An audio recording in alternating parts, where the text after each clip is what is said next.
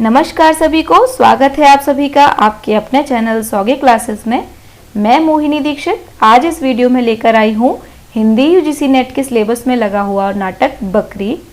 दोस्तों, इस वीडियो में हम बकरी नाटक से संबंधित हर एक महत्वपूर्ण तथ्य पर बात करेंगे, जिसमें महत्वपूर्ण कथन, महत्वपूर्ण घटनाएं, दृश्य आदि सभी सम्मिलित होंगे। तो दोस्तों, इस वीडियो को लास्ट तक ज़रूर देखिएगा और अगर आपको कोई प्रश्न हो या कोई भी समस्या हो तो आप हमें कमेंट करके बता सकते हैं। तो हम शुरू करते हैं आज का वीडियो। बकरी नाटक सर्वेश्वर दयाल सक्सेना जी का लिखा हुआ है।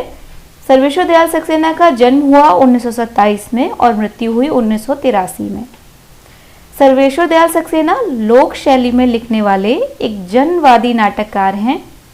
इन्होंने 3 नाटक लिखे, बकरी, लड़ाई और अब गरीबी हटाओ। बकरी नाटक में 2 अंक हैं और प्रत्येक अंक में 3-3 दृश्य हैं। नाटक लेखन क्रम में यह दूसरा तथा प्रकाशन क्रम में यह इनका पहला नाटक है। नाटक का पहला मंचन जन नाट्य मंच द्वारा 13 जुलाई 1974 को विदेशी कला संगम नई दिल्ली की उद्यान रंगशाला में आयोजित किया गया था। सर्वेश्वर दयाल सक्सेना जी मुख्यतः कवि हैं, जैसा कि हम सभी जानते हैं, लेकिन बकरी नाटक के प्रकाशन के उपरांत उनका परिचय एक सफल नाटककार के रूप में भी प्राप्त होता है। इस नाटक में प्रत्येक दृश्य के बाद नट गायन की योजना है, जिसके माध्यम से आसन्न स्थिति का विश्लेषण किया गया है। इस नाटक की केंद्रीय कथा वस्तु में गांव वासियों की दयनीय स्थिति और उनकी मजबूरी का राजनेता किस प्रकार दुरुपयोग कर रहे हैं, इसका बहुत ही सुंदर ढंग से विश्लेषण किया गया है, वर्णन किया गया है। बकरी नाटक में बकरी संस्थान, बकरी स्मारक निधि, बकरी सेवा संघ, बकरी शांति प्रतिष्ठान जैसी संस्थाओं के नाम का उपयोग कर हमारी व्यवस्था और सरकारी संस्थाएं साधारण व्यक्ति के साथ किस प्रकार का व्यभिचार कर रही हैं, इसकी प्रतीकात्मक ढंग से परतें इस नाटक के द्वारा खोली गई हैं। राजनीति क्षेत्र में चुनाव संबंधी दृष्टि, योजनाएं, छलावा, हथकंडे सीधे सामने आते हैं और डाकुओं का ही आगे चलकर नेताओं में बदल जाना स्वतः सहज व्यंग उभर कर आता है। नाटक में एक युवक द्वारा सारे भ्रष्टाचार और विसंगतियों को तोड़ने और जन चेतना को जागृत करने की कोशिश करते हुए दिखाया गया है। यह युवक साधारण व्यक्ति को उत्साहित करके अंत में सहसा नारे लगाता हुआ आता है और नाटक को एक समाधान के संकेत पर पहुंचा देता है। पात्र योजना की दृष्टि से बकरी नाटक में मंत्री, नेता, पुलिस आदि सत्ताधारी सुविधाभोगी पात्रों का चरित्र प्रस्तुत किया गया है, जो शासक के प्रतीक हैं, जबकि विपत्ति, युवक आदि शोषित लोगों के प्रतीक हैं। बकरी यहाँ गरीब जनता का प्रतीक है। भाषा की दृष्टि से देखें तो बकरी नाटक की भाषा सरल तथा व्यवहारिक जन भाषा है। भाषा में किसी भी प्रकार की कोई जटिलता नहीं है। नाटक की भाषा खड़ी बोली है, लेकिन पात्रों के स्तर के अनुसार ग्रामीण पात्रों की भाषा अवधि मिश्रित है। इसके बाद हम देखेंगे पात्र योजना। इस नाटक में नट, नटी, भिष्टी, दुर्जन सिंह, कर्मवीर, सत्यवीर, सिपाही, विपत्ति और युवक हैं और ग्रामीण जनों में काका, काकी, चाचा, रामा एक ग्रामीण और दूसरा ग्रामीण है। नाटक शुरू होता है मंगलाचरण के साथ। मंगलाचरण में नटी गायन शुरू करती हैं और गाती है, सदा भवानी दाहिने सम्मुख रहें गणेश, 5 देव रक्षा करें ब्रह्मा विष्णु महेश। इसी के साथ नट आंखें तरेरने पर गाना गाता है, क्योंकि वो इन सब में विश्वास नहीं करता, लेकिन फिर भी नटी उसे हड़काती है और आंखें तरेरती है, तब वह कुछ गाता है और गाने के बोल इस प्रकार होते हैं, 5 देव सम 5 दल, लगी ढोंग की रेस, जिसके कारण हो गया देश आज परदेश। इसी के साथ नाटक शुरू होता है पहला अंक आता है, प्रथम अंक और पहला दृश्य। एक भिश्ती है जो मशक लादे सड़क सींच रहा है और गा रहा है। गाने के बोल होते हैं, बकरी को क्या पता था मशक बन के रहेगी, पानी भरेंगे लोग और वह कुछ ना कहेगी। मंच के कोने में 3 डाकू खड़े हैं जिनके नाम हैं दुर्जन सिंह, कर्मवीर और सत्यवीर। सड़क सींचने वाले भिश्ती का वह गाना सुनते हैं और उनको इस गाने को सुनते ही कुछ मन में एक युक्ति सूझती है और ये युक्ति सूझने के बाद वे खुशी से उछल पड़ते हैं और गाना गाना शुरू कर देते हैं। गाने के बोल होते हैं, मिल गई रे मिल गई रे मिल गई रे।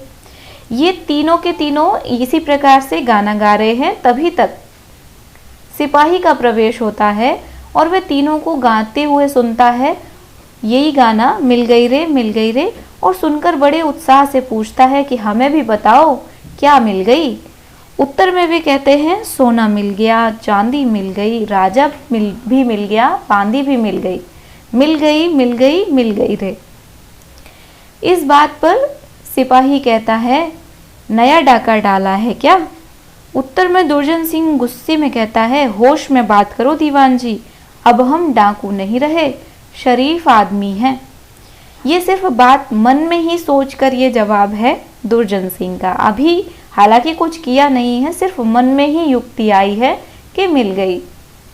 और सिपाही बार बार पूछता है कि हमें भी बताओ, हमें भी बताओ, तो उसे बार बार गाने में ही उत्तर देते हैं कि चांदी भी मिल गया, सोना भी मिल गया, कुर्सी भी मिल गई, सत्ता भी मिल गई, सब कुछ मिल गया, लेकिन सिपाही को कुछ नहीं बताते। लेकिन सिपाही थोड़ा नाराज हो जाता है कि आप लोग तो हमें अपना ही नहीं समझते, इसीलिए कुछ बता नहीं रहे हो, और वह रूठ कर मुंह फुलाकर एक जगह बैठ जाता है।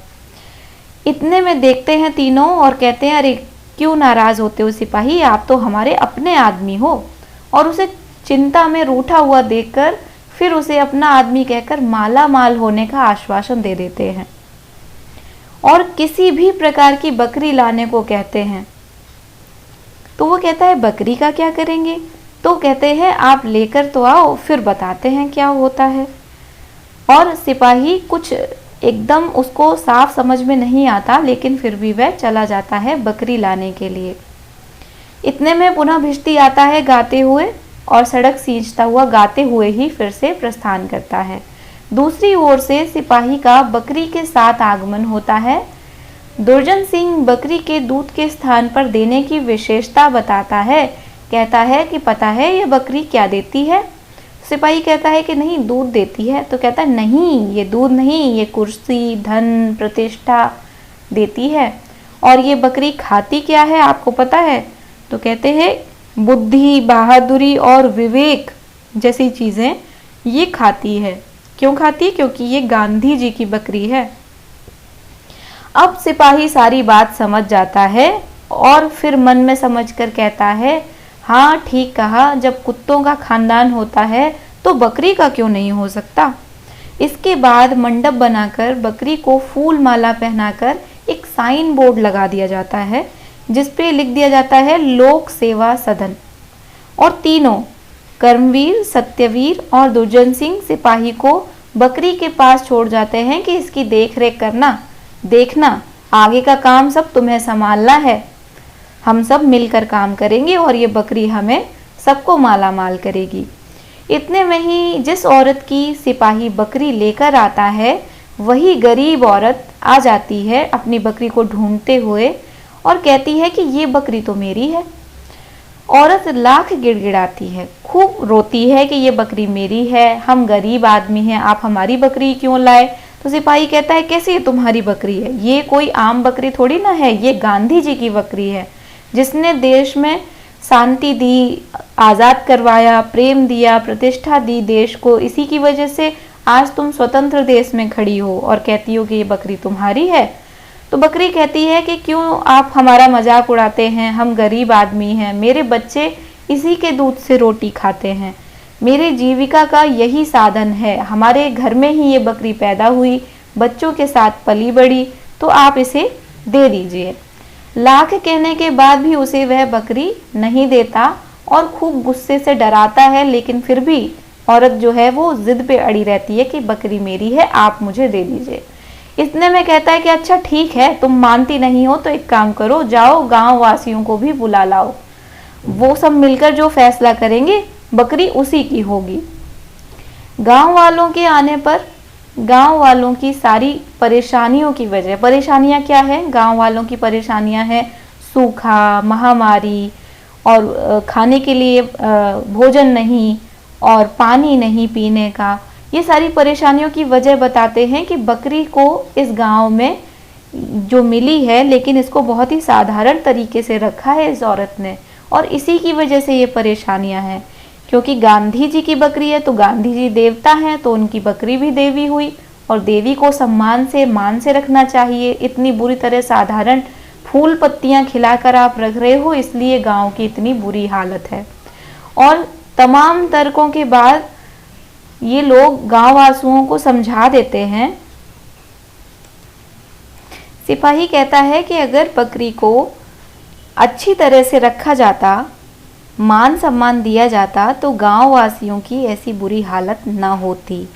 और इस तरह से रखने का सारा आरोप उस औरत पर लगा देता है जिसकी ये बकरी होती है, और सर्वसम्मति से कहते हैं कि इस औरत ने जो साधारण बकरी नहीं है उसको बिल्कुल साधारण तरह से रखा, और ये सारी जो परिस्थिति है उसकी दोषी ये है, तो इसके लिए इसे सजा नहीं मिलनी चाहिए। तो बेचारे गांव वासी कुछ नहीं समझ पाते और कुछ नहीं बोलते, और औरत की जिद की वजह से सिपाही उसे 2 साल की कैद सुना देता है और 500 रुपये जुर्माना लगा के उसे भगा देता है, जेल में भेज देता है। और फिर सभी को संबोधित करते हुए कहता है कि अब आप लोगों के सामने कोई बाधा नहीं है, ये कोई बकरी ऐसी वैसी नहीं है, सभी मनोकामना पूर्ण करने वाली ये बकरी है, इस पर आप लोग इसकी पूजा करो और इस पर कुछ ना कुछ चढ़ाओ। तो सभी गांव वासी बड़े प्रेम श्रद्धा से जो भी उनके पास होता है, कुछ कपड़े, कुछ फूल माला आदि चढ़ाने लग जाते हैं। इतने में ही वो गरज कर कहता है, अरे सब पागल हो क्या, तभी तुम्हारी हालत ऐसी है, तभी बुद्धि ऐसी है, इतनी महान बकरी पर तुम फूल माला चढ़ाओगे, कुछ सोना चांदी चढ़ाओ, क्योंकि बकरी शांति प्रतिष्ठान बनना चाहिए इस बकरी के लिए, लेकिन अगर तुम नहीं बना पाओगे तो इतना दान चढ़ाओ, हम खुद बना लेंगे।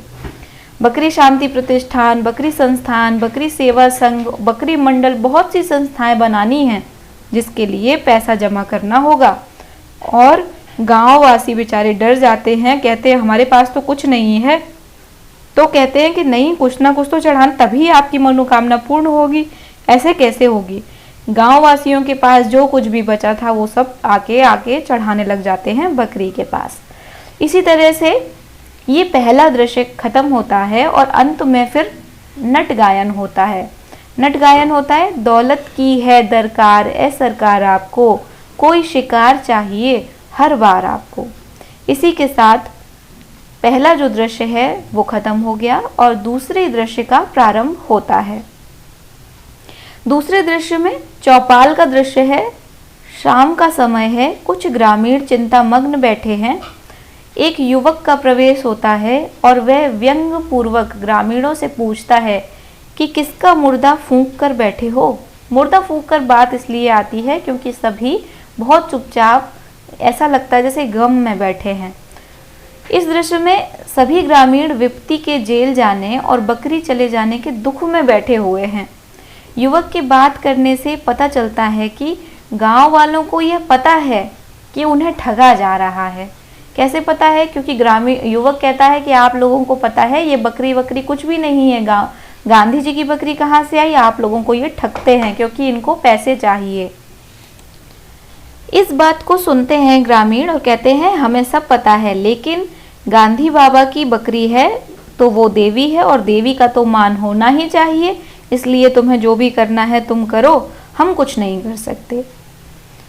और अपने आप को गांव वाले कर्म फल के सहारे संतोष करके बैठ जाते हैं और कहते हैं अब उनके कर्म उनके साथ, हमारे कर्म हमारे साथ। युवक फिर ग्रामीणों को समझाकर आश्रम में आग लगाने की बात कहता है और यह समझाने की कोशिश करता है ये सब ढोंग है, आप सबको सीधे आदमी जान ठगी करते हैं, देश में ई ठगी बहुत चल रही है। सूखा, महामारी, अन्न जल की तबाही सब इन्हीं लोगों की वजह से है। तो दूसरे ग्रामीण भड़क जाते हैं, थोड़े गुस्से में आकर कहते हैं, ई लोग का भगवान से भी बड़े हैं। युवक कहता है, हाँ, तबाही में भगवान से भी बड़े हैं। युवक के बहुत कोशिश के बाद भी ग्रामीणों को समझ नहीं आता। उल्टा ग्रामीण युवक को ही डांट देते हैं कि 4 किताबें पढ़ के तुम हमें ज्ञान देते हो, हमें तुमसे ज़्यादा पाप पुण्य सच्चा और झूठा पता है, इसलिए तुम्हें जो करना है वो तुम करो, हम कुछ नहीं करेंगे। तो युवक भी ग्रामीणों को समझाने में असफल रहता है और चुपचाप चला जाता है। इसी के बाद नट गायन होता है और जो दूसरा दृश्य है वो समाप्त हो जाता है। इसी के साथ तीसरा दृश्य प्रारंभ होता है, जिसमें दुर्जन सिंह एक बड़े बक्स पर बैठा है जिस पर लिखा है बकरी स्मारक निधि। ग्रामीण पंक्तिबद्ध होकर आते हैं और बकरी के चारों ओर घूमते हुए पूजा गीत गाते हैं और कोने में रखी कीप में पैसा डालते हैं और समूह गान करते हैं। समूह गान के बोल होते हैं, बकरी मैया तोरे चरणन अरज करूं, गांधी बाबा तोरे चरणन अरज करूं, पार लगा दे नैया, ओ बकरी मैया, ओ बकरी मैया। दुर्जन सिंह, कर्मवीर, सत्यवीर आपस में वहीं पर कुछ दूर पर बैठे हुए बात कर रहे हैं। कर्मवीर कहता है कि ग्रामीणों के पास अब कुछ नहीं बचा, लेकिन फिर भी काफी चढ़ावा आ चुका है। सत्यवीर कहता है कि अब विदेश में भी बकरीवाद चलाने की तैयारी करनी चाहिए।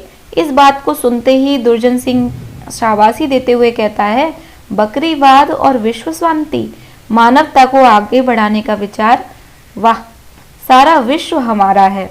वहीं कर्मवीर जब यह कहता है कि मैं चुनाव लड़ जाता हूँ, तो दुर्जन सिंह जनसेवा और पवित्र विचार बताते हुए कहता है कि चुनाव जीतना, फिर मंत्री बनवाना, यह सारा कुछ बकरी करवाएगी। तीनों बकरी के आगे व्यंग से सिर झुकाते हैं और कर्मवीर को चुनाव लड़ना निश्चित होता है और वो चुनाव चिन्ह के रूप में बकरी के थन को चुनता है। सिपाही आता है तो फिर ये सभी लोग सिपाही को बताते हैं कि गांव वालों के वोट डरा धमका कर भी निश्चित करने को कहते हैं और इसके साथ ही सभी बकरी की महिमा की व्यंग्यपूरित महिमा का बखान करने लगते हैं। इसी के साथ ही नट गायन होता है और उसके बोल होते हैं, जाके कह दो कि डरे जमाना, नहीं अब घबराना। इसी के साथ प्रथम अंक समाप्त हो जाता है और द्वितीय अंक का प्रारंभ होता है। द्वितीय अंक में भी 3 दृश्य हैं। पहला दृश्य जो है वो 2 साल के बाद का समय है, स्थान वही है पर समृद्धि का सूचक है। एक कोने में कुछ बंदूकें रखी हैं, बकरी के मंडप को काली दीवारों से घेर कर ताला लगा दिया गया है, उस पर लोक सेवा सदन की तख्ती लटकी है। कीप को बक्से में से निकालकर दूरदर्शक यंत्र की तरह दरवाजे के पास एक छेद में लगा दिया गया है। ग्रामीण पंक्तिबद्ध होकर देखते हैं और जो सिपाही है वो अब डीआईजी की पोशाक में है, जिससे ग्रामीण जो दर्शन करने आए हैं उन्हीं में से बकरी के दर्शन न मिलने की शिकायत करते हैं। इसका वह उत्तर देता है कि दर्शन उन्हीं को मिलेंगे जिनके कर्म अच्छे होंगे, तुम्हारे कर्म अच्छे नहीं हैं इसलिए तुम्हें दर्शन नहीं मिलेंगे। सिपाही बकरी की आज्ञा से उसी के दिए हुए चुनाव चिन्ह बकरी के थन पर कर्मवीर को वोट देने के लिए ग्रामीणों से कहता है और कहता है कि अगर न देने पर बकरी की ही आज्ञा से मारने तक की धमकी भी तुरंत ही उनको दे देता है। इतने में ही कर्मवीर अपनी पार्टी का झंडा लेकर एक तरफ से आता है और दूसरी ओर से युवक का आगमन होता है। कर्मवीर ग्रामीणों से वोट की अपील करता है और कहता है कि हम आपको सारी सुविधाएं देंगे, सड़क बनवा देंगे जिसपे कभी पानी नहीं भरेगा, आप सभी हमें वोट दीजिए, हम आपके सेवक हैं। और कहता है हम जनता के ठाकुर हैं, कर्म से ब्राह्मण और हरिजनों के सेवक। और सभी ग्रामीण वासियों से कहता है कि आप सभी को वोट देना है। सभी ग्रामीण कहते हैं कि जो सरपंच है उनके बेटा तो पढ़े लिखे हैं और वो पहले ही हमसे कह गए हैं, इतने में उनको हड़का देता है सिपाही कि अच्छा ज्यादा बकवास मत करो, तुमने सुना नहीं कि बकरी की आज्ञा से ये चुनाव में खड़े हुए हैं और बकरी की ही आज्ञा से तुम्हारा सबका कल्याण इन्हीं के हाथों होगा, इसलिए चुपचाप सारे वोट इन्हीं को देना। इतने में सारे ग्रामीण सर झुका लेते हैं, लेकिन जो युवक आया हुआ था वो कहता है कि मैं वोट नहीं दूंगा। युवक को सिपाही ये सुनता है और सिपाही हड़काते हुए उसे नक्सलवादी कहता है। इस बात पर युवक उत्तर देता है कि मैं असलवादी हूँ, असल बात कहता हूँ। असल बात यह है कि वोट चुनाव सब मजाक हो गया है। इस बात से चिढ़कर कर्मवीर ये कहते हुए युवक को जेल भेज देता है कि दीवान जी इसे जेल में तब तक सड़ाओ जब तक कि यह बकरी न बन जाए, और वो उसे जेल में डाल देते हैं। इतने में ही कीमती कपड़े पहने दुर्जन सिंह दूसरी तरफ से आता है और कर्मवीर और सिपाही चुनाव निश्चित रूप से जीतने की बात करते हैं और जीत के बाद एक बड़ी पार्टी का आयोजन करने की बात भी होती है, जिसमें बकरी को भी भोजन में रखने की बात प्रकारांतर से कही जाती है। ये सारी बातें बहुत प्रकारांतर से होती हैं क्योंकि 2 साल तक के लिए ही विप्ती को जेल में भेजा है और युवक को भी 1 साल के लिए जेल में भेज दिया है।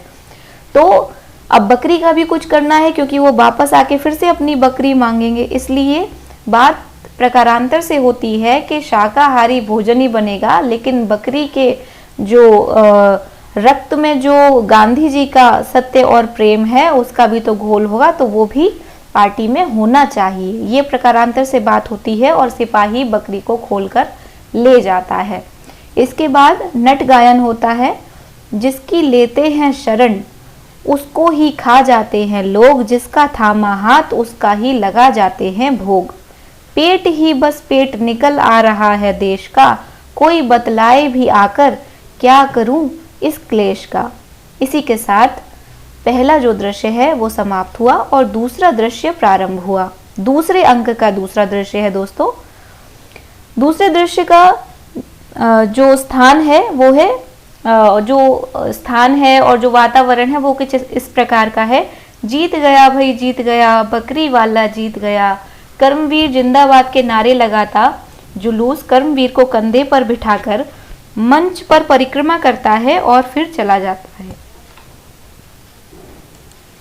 कुछ ग्रामीण ही वहां पर रह जाते हैं और युवक का दूसरी ओर से प्रवेश होता है। युवक ग्रामीणों से कहता है जिता दिया। ग्रामीण सब भाग्य का दोष मानकर बात टाल देते हैं। दूसरी ओर से विप्ती रोती बिलखती हुई आती है और आकर बताती है कि उन लोगों ने बकरी को खा लिया। इस बात का ग्रामीण विश्वास नहीं करते और बकरी को देखने आश्रम की ओर जाने की बात तय होती है, क्योंकि कहते हैं कि ऐसा नहीं हो सकता, इतना तो पूजा करते थे, कैसे खा सकते हैं, ये तुमने किसी और बकरी को देखा होगा। तो विप्ती और युवक कहते हैं कि अगर ऐसा होगा तो चलो एक बार देख लेते हैं, बकरी आश्रम में ही होगी। तो आश्रम की ओर चले जाते हैं और वापस आ जाते हैं। ग्रामीण आग के मुंह लटकाकर खड़े हो जाते हैं क्योंकि उन्हें वहां बकरी नहीं मिलती। युवक और विप्ती ग्रामीणों को फिर से सच्चाई से अवगत कराने की कोशिश करते हैं। ग्रामीणों की चुप्पी पर विप्ती गुस्से से सभी को कसाई कहती है, क्योंकि सभी ने समर्थन किया था उन लोगों का और उन्हीं की वजह से उसकी बकरी आज कसाई के पास पहुंच गई। अपनी बकरी को पाने के लिए युवक के साथ शहर की ओर जाती है, क्योंकि युवक का ही उसे सहारा है। कहती है अब बाबू क्या होगा, अब मेरी बकरी कैसे मिलेगी। तो युवक कहता है कि हो सकता है अभी तक वो कसाई के पास पहुंच रही हो, तो अब शहर ही चलकर कुछ हो सकता है। तो वो चलने के लिए तैयार हो जाती है और सभी लोग शहर की ओर प्रस्थान करते हैं, जिसके पीछे ग्रामीण भी चुपचाप चले जाते हैं। इसी के साथ नट गायन होता है। जिस धूल से शहरों में मची रंगरेलियां, जिन छप्परों के बल पे खड़ी हैं हवेलियां, उस आदमी को आदमी वो मानते नहीं, जब काम निकल जाता है पहचानते नहीं, उसके ही पेट पर जला के जश्न का चिराग, कहते हैं समाजवाद है ओ देश जाग जाग। इसी के साथ दूसरा दृश्य भी समाप्त हुआ और तीसरा दृश्य प्रारंभ होता है। अब इसमें तीसरे दृश्य में भोज का दृश्य है। शेरवानी में एक गुलाब लगाए एक बड़े नेता और एक नेत्री आते हैं। सब खड़े हो जाते हैं। बाहर 2 पुलिस बंदूक लिए तैनात है। दुर्जन सिंह कहते हैं कि बहुत कम लोग हैं जो जानते हैं कि हमें जन सेवा में लगाने का काम किसने किया। हमने खून पसीने से ऐसी घास उगाई है जो कभी खत्म नहीं होगी और जिससे जन सेवा की प्रेरणा प्राप्त हुई थी उसको जिस जन सेवा की प्रेरणा इनको प्राप्त हुई थी भिष्टी के गाने से। तो भिष्टी को बुलाने का आदेश देते हैं और कहते हैं कि हम तो राजा हैं नहीं तो हम एक दिन का शासन दे देते, हम तो सेवक हैं। इसलिए एक नई खाल भिष्टी को मशक बनाने के लिए उपहार स्वरूप देते हैं और सिपाही को कहते हैं कि उसको बुलाओ। सिपाही भिष्टी को लेकर आता है जो देखने में गांधी जी की तरह लगता है। दुर्जन सिंह भिष्टी की आवाज को मार्गदर्शक बताकर गाने का आग्रह करता है कि वही गाना फिर से गाओ, तुम्हारी आवाज में तो जादू है। भिष्टी सिपाही द्वारा ठेले जाने पर वही गाना गाता है जो नाटक के प्रारंभ में उसने गाया था। बकरी को क्या पता था मशक बन के रहेगी। दुर्जन सिंह उससे कुछ नया गाने की फरमाइश करता है। तब भिष्टी बेचारा कहता है कि मुझे तो यही आता है साहब, लेकिन हाँ मेरा लड़का कुछ जरूर नया गा लेता है। इस बात पर उत्सव के मौके पर नई पीढ़ी को जरूर सुनना चाहिए, ऐसा कहकर लड़के को बुलाने का आदेश देता है। भिष्टी जाते ही दुर्जन सिंह भारी बहुमत से सांसद के लिए चुने गए कर्मवीर को भाषण देने के लिए आमंत्रित करता है और वह जो कर्मवीर जीता है वह आता है और अपने संबोधन में कहता है कि धरती को हमने एक ऐसा चारागाह होने की बात बताता है कि हमने एक ऐसी घास उगाई है जो जितनी रौंदी जाएगी वो उतनी ही पनपेगी और वह ऐसी घास है जो कभी खत्म नहीं होगी। आराम से अपने आप जो आपके जो पशु हैं उन्हें छोड़ दीजिए और मस्त रहिए और उन्हें मस्त रहने दीजिए। इतने में तभी भिष्टी अपने लड़के के साथ आ जाता है और इसी के साथ भोजन भी प्रारंभ हो जाता है। दुर्जन सिंह भोजन की आज्ञा दे देता है कि चलिए सब भोजन करते हैं। तभी उनका भिष्टी का लड़का आता है और लड़का से कहते हैं कि हाँ चलो गाना शुरू करो। और लड़का गाता है, बकरी हमको बना दिया बकरी की मैंने, सब कुछ सहना सिखा दिया बकरी की मैंने। दुर्जन सिंह खाते हुए कहता है कि यह क्या मैं लगा रखी है। इस बात पर युवक गरज कर कहता है, अब यह मैं नहीं रहेगी, बांधो इन लुटेरों को। इंकलाब जिंदाबाद के नारे लगाकर उन सबको ग्रामीण बांध देते हैं। ये ग्रामीण वही हैं जो गांव से आए हैं विपत्ति के साथ और इन्हीं के साथ बांध लेते हैं। और दुर्जन सिंह कहता है, सभी कहते हैं हमें छोड़ दो, हम तो जनसेवक हैं, दया करो। लोगों द्वारा यह गाया जाता है लेकिन गान में नट नटी आगे आ जाते हैं और पीछे से गायन चलता है। गान के बोल होते हैं, दिन में 2 रोटी के हों जब देश में लाले पड़े, हों सभी खामोश सबकी जबां पर ताले पड़े। दोस्तों, और अगली पंक्ति होती है, बहुत हो चुका अब हमारी भारी है, बदल के रहेंगे ये दुनिया तुम्हारी है। इसी के साथ बकरी नाटक समाप्त हो जाता है। दोस्तों, इस नाटक में आपको महत्वपूर्ण कथन के साथ साथ महत्वपूर्ण घटनाएं भी बताई गई हैं, जिसमें एक बार मैं बता देती हूँ। 2 अंक हैं, प्रत्येक अंक में 3-3 दृश्य हैं। प्रथम दृश्य की जो महत्वपूर्ण घटना है वो यही है कि बकरी भिष्टी के द्वारा सड़क सींचने पर इनको एक युक्ति सूझती है और बदमाश जो थे वो एक नेता बनने की राह पर चल पड़ते हैं। प्रथम अंक के दूसरे दृश्य में नव युवक चेतना जागृत करने का प्रयास करता हुआ दिखाई देता है लेकिन असफल रहता है। तीसरे दृश्य की जो मुख्य घटना है वो है बकरी स्मारक निधि का बन जाना और बहुत सारा धन गुंडे बदमाशों के पास इकट्ठा हो जाना और वो एक सभ्य समाज में नेता के रूप में आगे बढ़ने का निश्चय करते हुए दिखाना। इसी के साथ दूसरा दृश्य जब प्रारंभ होता है उसमें जो पहला दृश्य है उसका जो घटना है मुख्य वो कुछ इस प्रकार है कि जो कर्मवीर है वो बकरी के थन के चुनाव के साथ चुनाव लड़ता है और जीत की जश्न की दावत देने की भी बात करता है। द्वितीय दृश्य में कर्मवीर चुनाव जीत जाता है और वो जो पहले दृश्य में जो प्लानिंग की थी उन्होंने पार्टी देने की, वो दूसरे दृश्य में पूरी होती है। और तीसरे दृश्य में जीत के भोज में इन्हीं नेताओं को बंदी बना लिया जाता है और एक समाधान के रूप में युवक चेतना सामने आती है। नव युवक चेतना जो समाजवाद और जो क्रांतिकारी युवक हैं वो इन नेताओं को बांध लेते हैं। इसी के साथ नाटक एक समाधान के ओर पहुंच जाता है। दोस्तों, ये वीडियो आपको कैसा लगा बताइएगा, और अगर कोई प्रश्न छूट रहा है तो आप हमें कमेंट करके भी ज़रूर बताइएगा। अच्छा लगे तो लाइक कीजिएगा और अपने दोस्तों के साथ शेयर करना बिल्कुल ना भूलें। और अगले आने वाले नाटक के नोटिफिकेशन आपको मिल जाएं तो उसके लिए हमारे चैनल को सब्सक्राइब करना बिल्कुल ना भूलें। अगले वीडियो के साथ जल्द ही मिलते हैं। नमस्कार।